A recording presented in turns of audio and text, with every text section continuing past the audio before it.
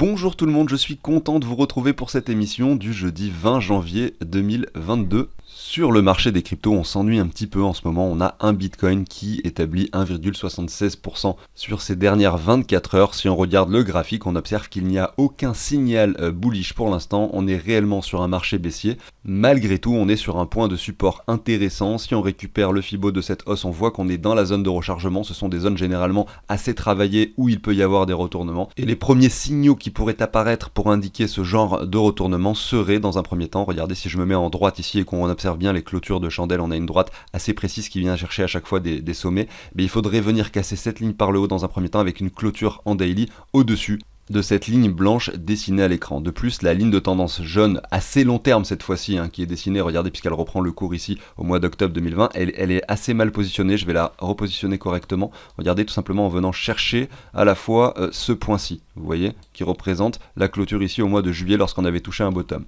Et vous voyez que cette fois-ci, on est précisément sur cette ligne jaune également de tendance assez long terme. Donc est-ce qu'elle va soutenir le cours? C'est la question qu'on se pose. Est-ce qu'on va venir confirmer ce W que l'on voit à l'écran pour imaginer peut-être une réelle reprise sur le Bitcoin? C'est vraiment selon moi un point décisif qu'il va falloir analyser les prochains jours.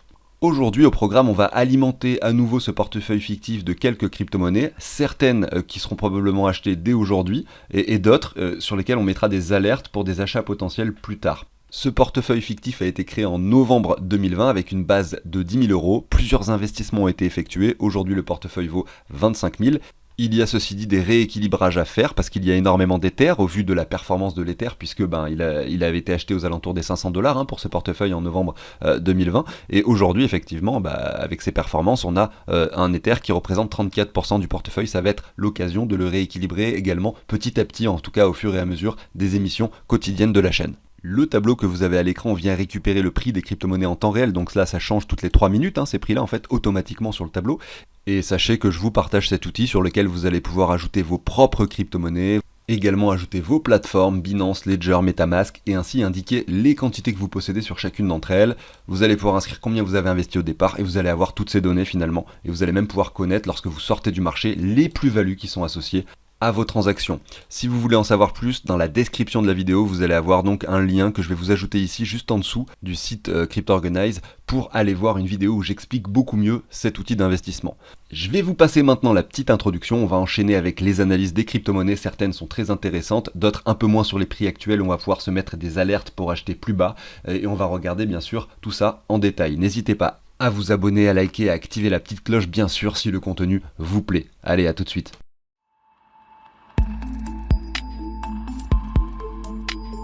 Allez, c'est parti, et la première crypto-monnaie qu'on va aller analyser et qu'on va ajouter bien sûr à ce portefeuille fictif, qui va probablement pas être acheté aujourd'hui mais sur lequel on va pouvoir se mettre des alertes, ça va être Atom. Parce que Cosmos est un écosystème en plein développement, sur lequel j'ai investi il y a déjà bien longtemps, sur lequel on a pu faire pas mal d'émissions en analysant son prix sur la chaîne. Au début, on s'était contenté seulement de 10 crypto-monnaies pour le portefeuille fictif. Aujourd'hui, je l'ajoute. Est-ce que c'est trop tard? Peut-être. Est-ce qu'il va y avoir des occasions d'en acheter à des prix plus intéressants? Ça, je n'en sais rien. En tout cas, ça n'empêche pas de regarder son prix, de se mettre des alertes, essayer d'identifier des niveaux d'achat pertinents pour pourquoi pas alimenter ce portefeuille fictif. Ce qui est sûr, c'est qu'aujourd'hui, sur le prix actuel des 39,35 $, on est bien sûr trop élevé puisque on est sur un point de résistance important. On est quasiment sur un sommet. Il ne faut jamais investir sur un token, sur une crypto-monnaie qui est en train de faire un sommet en fait. Et là, c'est ce que l'on observe puisque depuis ces 4 dernières semaines, même 5 dernières semaines, le token a pris 111%. Donc il a multiplié sa valeur par plus que 2. C'est-à-dire qu'il est parti de 20 $ ici au mois de décembre pour aujourd'hui atteindre les 44. Donc c'est pas forcément le point le plus pertinent. On commence à résister, on est en train de retracer légèrement. On a également un joli canal ascendant qui s'est dessiné sur la durée. On se situe aujourd'hui plutôt au milieu de ce canal, entre cette ligne haute et cette ligne basse. Malgré tout sur le prix, on est plutôt sur un sommet. On va essayer de voir quels sont les niveaux pertinents. La première chose que l'on peut faire serait déjà de reprendre cette dernière petite hausse pour voir sur le court terme quels sont les prix qui pourraient être atteints sur Atom Cosmos. Et bien sur le court terme, on a tout d'abord les 38,2.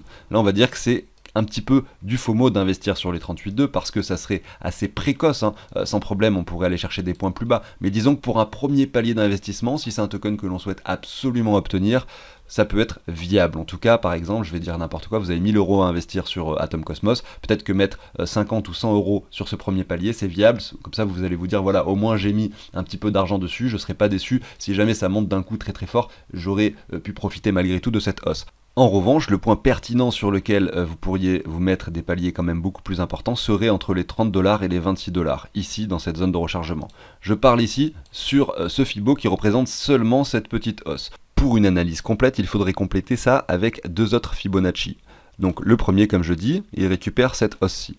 J'ai établi ici un deuxième Fibo qui récupère cette hausse-ci, et le troisième, donc tout simplement, qui récupère toute la hausse, c'est-à-dire du bottom ici, qui était touché au mois de mai 2020, avec le sommet ici, regardez, de septembre 2021. Donc on va dire cette hausse-là, voilà, qui se trouve à cet endroit-là, tout simplement. Toute la hausse, finalement.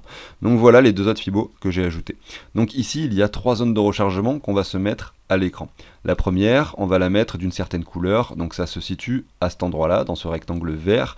On va se mettre ça, on va peut-être le laisser, on va le mettre en blanc, par exemple. Voilà, c'est on va dire, le premier Fibo, la première zone d'achat vraiment intéressante pour Atom. La deuxième zone d'achat très intéressante serait celle-ci. Donc là, je vais essayer de me mettre le rectangle sur au même endroit, donc je vais le réduire comme ça, voilà. Donc ça, c'est la deuxième zone.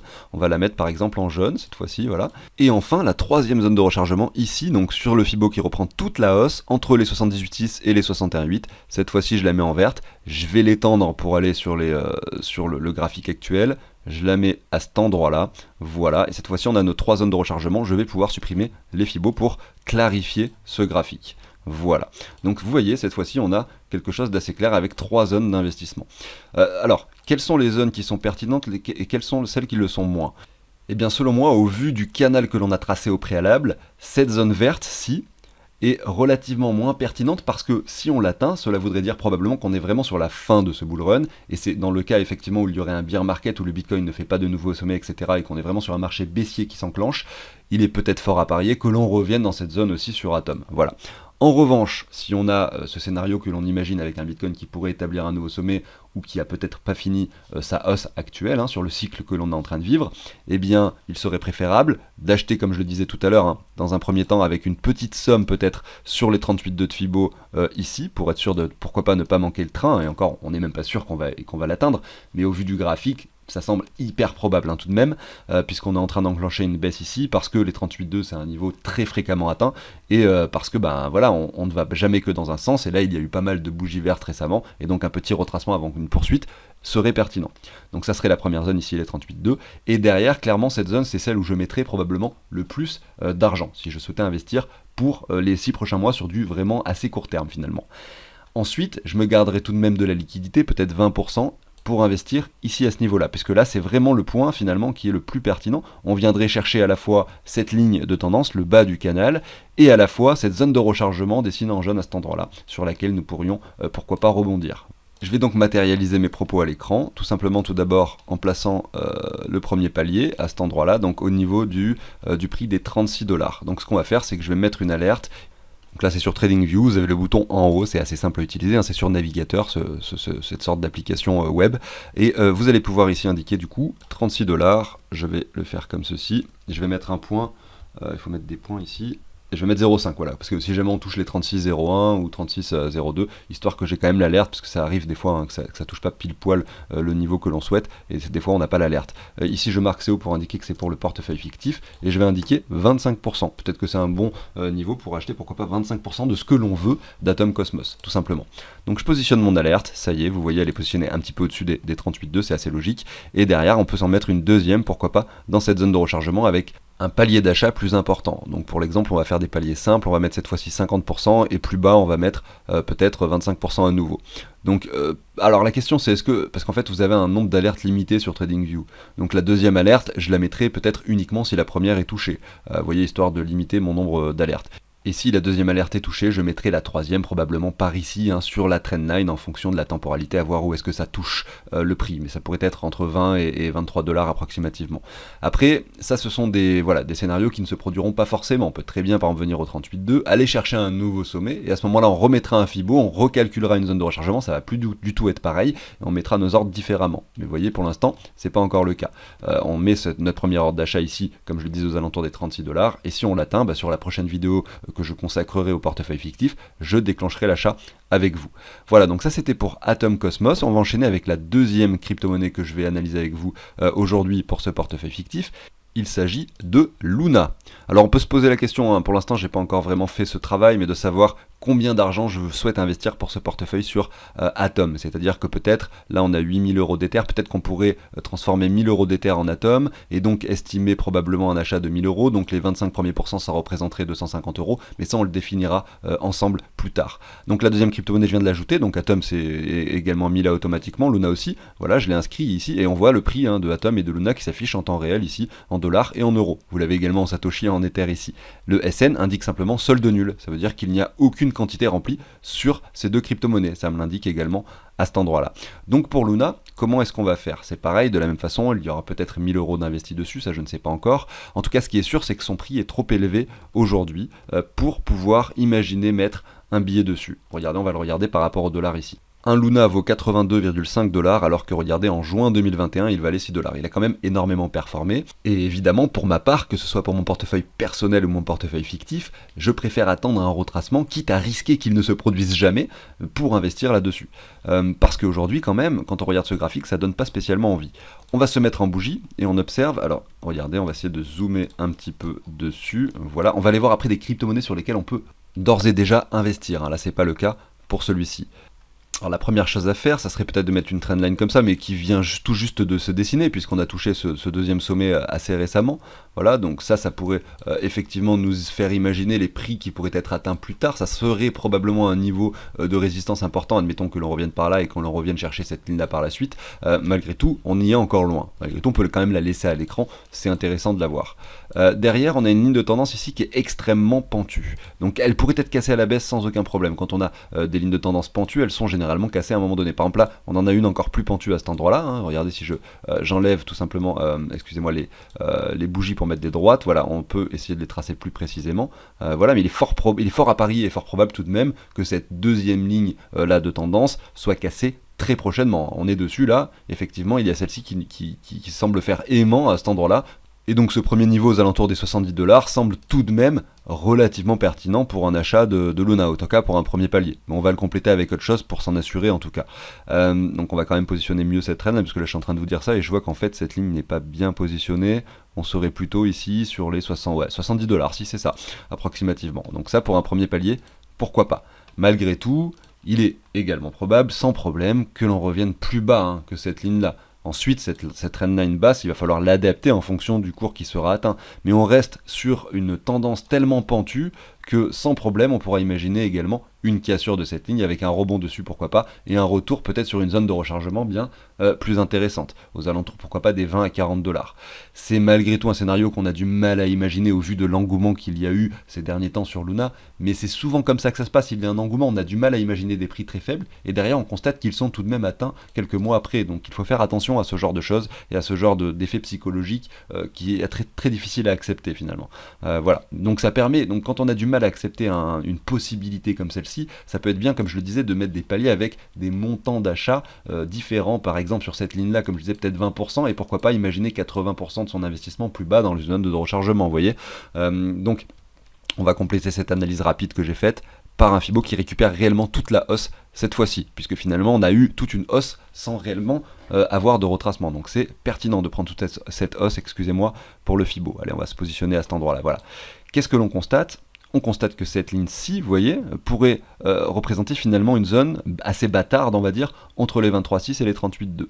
Donc pourquoi pas se mettre un premier palier ici, mais je pense peut-être qu'il faudrait faire à moindre mesure un investissement avec un palier assez faible et probablement atteindre des niveaux inférieurs, puisque ça reste un cours très élevé quand même aux 67 $, même aux 70 $. Donc imaginez ensuite un retour sur la zone de rechargement, serait selon moi le plus judicieux et finalement le moins risqué, si on souhaite investir dans Luna.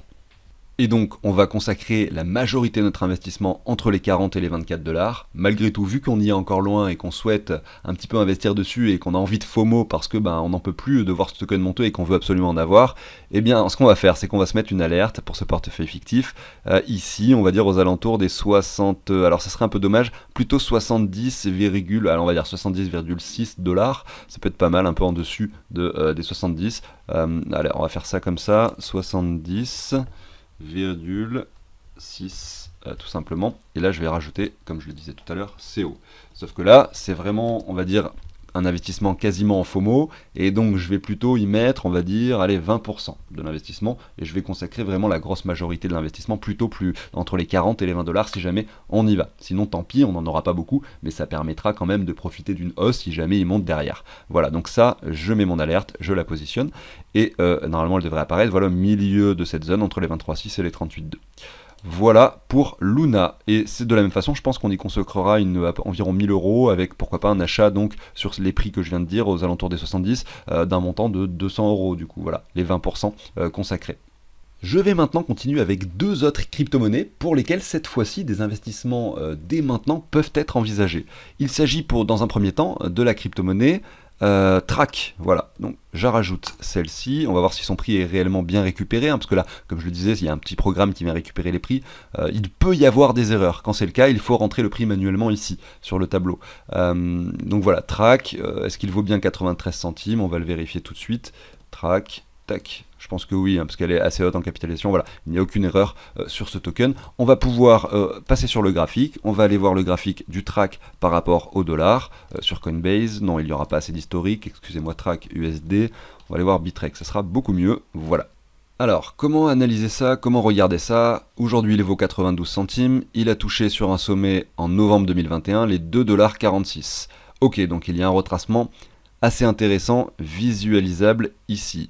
On peut se mettre une trendline comme ceci, vous voyez, qui a été complètement explosée lors de cette euphorie qui a eu lieu en novembre.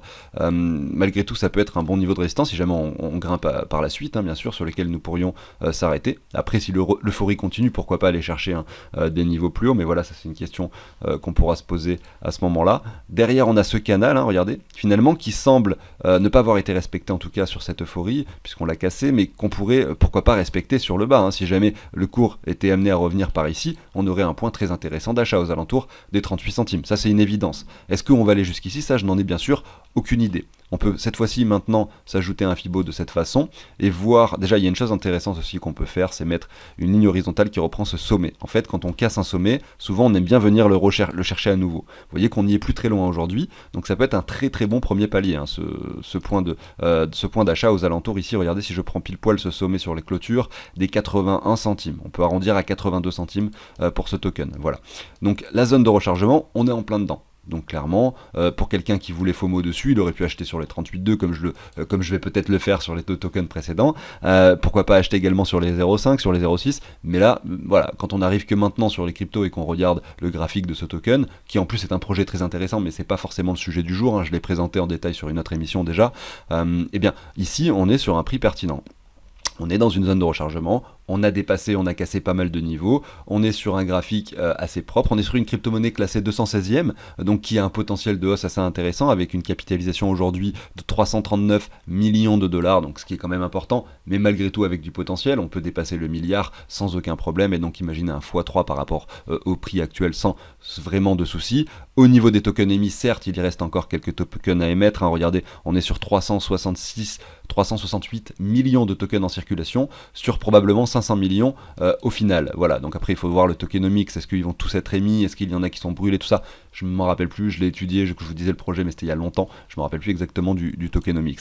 Ça m'empêche pas d'en avoir et de spéculer sur son prix, bien sûr. On n'est pas obligé non plus, si on investit dans une centaine de crypto-monnaies, d'aller se renseigner en détail sur chaque tokenomics. Ça serait beaucoup plus trop long et beaucoup trop compliqué, bien sûr. Après, c'est effectivement une valeur ajoutée de le faire à chaque fois, évidemment. Alors quand je vois ça, je me pose pas forcément énormément de questions, je me dis que là, cette fois-ci, on est sur un palier pertinent.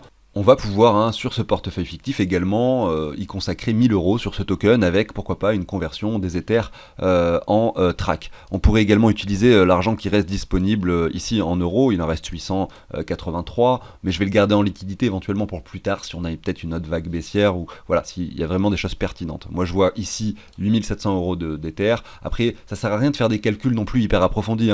Moi je simplement regarder ceci, c'est-à-dire les pourcentages, essayer d'imaginer un peu combien vous voulez de Bitcoin, d'Ether, on n'est pas à 1% près, mais voilà, ici on voit bien qu'il y a trop d'Ether, peut-être pas assez de Bitcoin, c'est vrai, mais après c'est en fonction du risque que vous voulez prendre. Si vous voulez prendre plus de risques, vous prenez moins de Bitcoin, plus d'altcoin, etc. Ça c'est effectivement à vous de voir. Mais là, un rééquilibrage avec l'Ether, selon moi, est assez intéressant à faire, notamment si on a une altcoin dominance qui explose dans les semaines qui viennent. Donc c'est ce qu'on va faire. Le prix du track, on a dit, c'était 93 centimes, et le prix de l'Ether, on va le regarder, on va ajouter du coup les quantités pour le track que l'on a. Donc on va estimer que c'est sur Binance, bien sûr, mais en fonction de là où vous l'achetez, vous allez me le mettre sur la bonne plateforme. Donc moi là, je suis obligé de faire des calculs puisque je procède pas à l'achat en réel, c'est fictif bien sûr ce que je suis en train de faire. Mais quand vous allez faire les achats en réel, vous allez simplement vous connecter à votre plateforme et voir combien vous en avez et l'inscrire ici. Moi je suis obligé de faire des calculs. Donc l'Ether, pour trouver combien 500 $ font en Ether, je divise 500 par le prix de l'Ether et je trouve la valeur en Ether qui vaut 500 $. Je fais la même chose pour le track,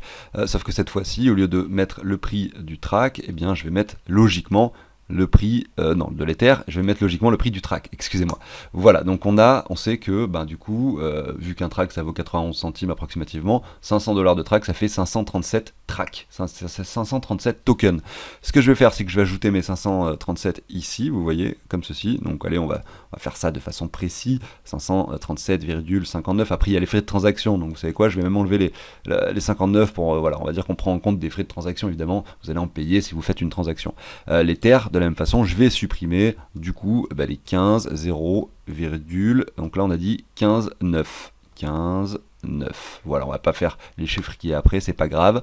On a donc de l'Ether en moins cette fois-ci, vous voyez, on en a plus que 3 et on a du track en plus, on a un portefeuille similaire du coup, avec simplement les 500 $ de track qui ont été ajoutés. Ça y est, j'ai simulé mon achat. Alors on va continuer, on va se mettre une alerte pour la suite, parce que là on a acheté 50% de ce que l'on voulait de track, éventuellement il y a encore 50% à investir dessus. On va pouvoir mettre une alerte plus bas, on va lire, allez, il y a les 78,6 qui pourraient être pertinents, c'est le bas de la zone de rechargement, et derrière il y a cette trendline supplémentaire. On va commencer par les 78,6, si jamais elle est atteinte, ça peut être intéressant de recharger encore un petit peu plus. Ça représente le prix des 70 centimes, on pourrait mettre par exemple, allez, 71, voilà, comme ceci au moins si on vient toucher les 70,05, au moins on a quand même l'alerte qui se déclenche. Voilà, donc est-ce que... Voilà, ça s'est actualisé. Là, je vais mettre CO pour indiquer que c'est sur la chaîne.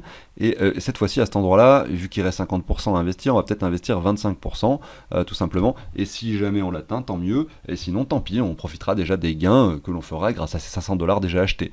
Et si jamais on l'atteint, peut-être qu'on mettra une alerte encore plus bas sur cette ligne, ici aux alentours des 40 centimes. En espérant effectivement qu'on ne l'atteigne pas. Mais bon, c'est toujours bien de se garder de la liquidité ou de prévoir de l'argent pour investir au cas où, si on continue à sous-performer sur ce token. Voilà, je crée mon alerte. Cette fois-ci, elle est positionnée ici, juste au-dessus des 78,6 de Fibo. Et on va pouvoir continuer avec la dernière crypto-monnaie du jour dont je voulais vous parler, que je vais ajouter à ce portefeuille. Je vais le faire plus rapide, je ne vais pas vous remontrer tous les calculs lors de l'achat. Et il s'agit du token, cette fois-ci, c'est le LRC. Voilà. Alors je l'ajoute ici, on va voir si son prix s'affiche correctement, normalement oui, c'est un token assez également capitalisé, 1,18$, on va aller voir son cours, donc c'est parti, LRC par rapport au dollar sur Binance. Est-ce que son prix est intéressant? Eh bien oui, mais je vous l'avais un peu dit tout à l'heure, parce que je vous ai dit qu'il y avait deux tokens sur lesquels il y avait des prix intéressants probablement pour investir dès maintenant. Ici on va récupérer toute cette hausse, voilà, et on voit qu'on est tout à fait de façon assez précise, pile poil sur les 61,8 aux alentours des 1,17$. Alors quand on regarde ça, on se dit que là probablement la baisse n'est pas finie, Là il y a de fortes chances pour que l'on continue à descendre. Sur des bougies hebdomadaires, on fait que des bougies rouges. Pour qu'un bottom soit dessiné, il faut quand même qu'on ait quelque chose qui se stabilise pendant une certaine période. Tout ça là, c'est pas encore du tout le cas, et probablement les probabilités sont plutôt en faveur d'une continuation baissière pour pourquoi pas rejoindre les 66 centimes assez prochainement. Si on refait un peu l'historique, on peut sans problème évaluer qu'il y a eu une sorte de bulle spéculative sur ce token complètement insensée. Puisque déjà on perd 4 ans, là ici le token a perdu 75% de sa valeur en l'espace de quelques semaines. Après une euphorie sur 2 semaines, sur 2 semaines le token avait pris 500%. Donc vous voyez, là on est vraiment sur une bulle, et clairement c'est pas quand on a des bougies vertes comme ça qu'il faut investir, alors on en est conscient, et on a la preuve juste après avec cette punition qui s'opère instantanément. Et donc si on veut pourquoi pas rentrer là-dessus, il va falloir réfléchir, et pourquoi pas, donc comme je le disais, mettre un billet sur les prix actuels. On est sur les 61,8, c'est pas aussi intéressant que le token précédent, parce que sur le token précédent on était revenu, on est en train de revenir sur les sommets précédents, et on était au milieu de la zone de rechargement, et on avait une tendance baissière qui était de plus en plus faible, on avait peut-être une latéralisation qui commençait à s'opérer. Là, alors là, c'est pas du tout le cas, donc attention, il est fort probable qu'on aille plus bas. Ce que je vais faire du coup par conséquence, c'est sur les niveaux actuels qui sont quand même très très bas, mettre un pourcentage équivalent à 25% de ce que je souhaite. Si jamais on revient au milieu de cette zone de rechargement, qu'on commence à latéraliser, à dessiner des trucs intéressants, à ce moment-là, on mettra 25% supplémentaire pour être à 50%, pourquoi pas, sur l'investissement. Et au niveau des 78,6, pourquoi pas rentrer aux alentours des 80% de ce que l'on souhaite. Voilà, c'est un peu ma stratégie pour ce portefeuille fictif et ce token. Par conséquent, je vais déclencher les 25% souhaités sur l'achat du RLC. Donc là, on a toujours notre Ether et les 500 $. Ce qu'on va faire, c'est que du coup, on a dit qu'on allait prendre cette fois-ci seulement 250 $ pour investir seulement 25%. Et on va faire de la même façon, la même chose ici. Alors hop, je me suis un petit peu foiré. Et là, au lieu de prendre le prix de ce token du track, on va prendre le prix du RLC. Voilà, donc hop, là on a également 250. Voilà, donc je vais ajouter les 211 tokens à cet endroit-là, hop, et je vais supprimer 0,079 sur l'Ether, tout simplement pour simuler cette transaction que je ne fais bien sûr pas au réel, que je fais uniquement pour le portefeuille fictif, ici avec vous. Voilà, donc je supprime les 79,55 Ether, et voilà, alors je me suis trompé, j'ai oublié un 0 à cet endroit-là, hop. Et voilà, c'est bon. Donc cette fois-ci, on a notre transaction qui est déclenchée, on a bien les 250 $ de LRC qui ont été achetés, et on a l'Ether en moins qui est matérialisé, toujours des gains de 16 000 € sur le portefeuille, avec un portefeuille qui vaut donc quasiment 26 000 €. Voilà, donc là on est bon, je retourne sur mon graphique et on va se mettre une alerte pour la suite et éventuellement, comme je le disais, aux alentours en fait, ce qu'il faudrait attendre, c'est pas fort. Là, ce qui est un peu dommage, c'est moi j'aimerais bien voir plutôt quelque chose qui commence à latéraliser avant de continuer à investir, donc pas forcément sur un déclenchement d'une alerte, vous voyez, je préférais le déclenchement d'une alerte et ensuite quelque chose qui fasse cela. Par conséquent, je vais pas forcément mettre d'alerte et on va regarder ça, donc chaque semaine je vais reprendre ce portefeuille fictif et on va regarder un petit peu ce que l'on peut faire et à quel endroit est-ce qu'on pourrait investir, à quel moment en tout cas, en analysant ce token chaque semaine. J'arrive sur la fin de l'émission. Effectivement, il y a aussi également tous ces tokens qu'il faudrait réanalyser pour réévaluer un petit peu les valeurs et voir lesquels peut-être il serait intéressant de revendre pour acheter autre chose, ou lesquels au contraire serait intéressant de recharger en fonction des cours, etc. C'est un travail à faire au quotidien, mais là effectivement sur une seule vidéo j'ai pas le temps de tout regarder, vous le comprenez bien. Voilà. Donc ceci étant dit, n'hésitez pas au passage à vous abonner, à liker si le contenu de la chaîne vous plaît. Vous allez découvrir à la fois une fois par semaine ce portefeuille fictif avec effectivement des analyses quotidiennes, des ajouts de tokens et des stratégies d'investissement, et à la fois également des vidéos où je parle de projets en détail, j'explique comment ils fonctionnent, comment la blockchain également fonctionne, pour les plus débutants d'entre vous peut-être qui veulent en savoir plus sur la technologie en elle-même. Il y a également des émissions où je présente des projets, des pre-sales, des préventes de tokens qui pourraient éventuellement performer. Tout ça en sachant qu'il y a un risque énorme derrière. Plus on achète un token tôt et plus vous avez de risques. Et lorsque vous le faites pour une prévente, le risque est démultiplié par 10 000, effectivement, puisque le token n'est même pas encore listé. Il n'existe même pas encore. On ne sait même pas s'il y aura assez de demandes derrière pour le faire évoluer. Mais ça ne m'empêche pas de vous parler des projets qui me semblent intéressants, sur lesquels moi j'investis lors des préventes. Donc ça, c'est du contenu que vous avez au quotidien sur cette chaîne. Allez, je vous souhaite une bonne journée. Je vous dis à très bientôt. Salut tout le monde.